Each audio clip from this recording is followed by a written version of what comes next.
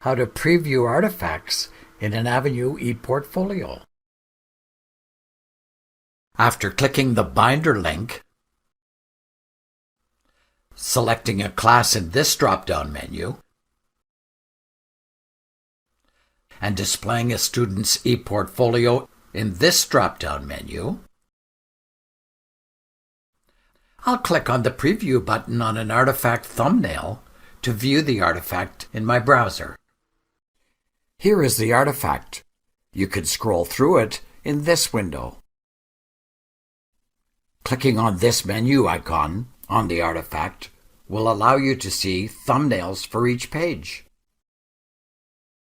If the artifact has more than one page, you could click on each thumbnail to go to a page.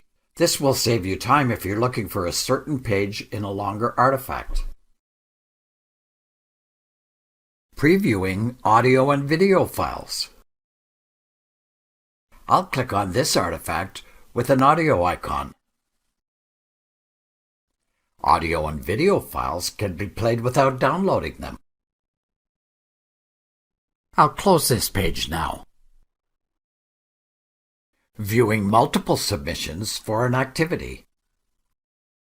I'll click on the Preview button for this artifact to show you an activity with multiple submissions. The submission loads. This one is dated September the 20th.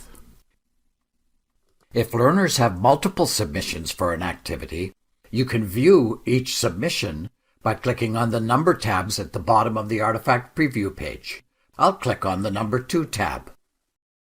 If you upload a Microsoft file, like an MS Word, an Excel, or a PowerPoint file, it won't display in this preview panel, but there is a download button you can click on, which will transfer the file to the default download folder on your computer, where you can then view it.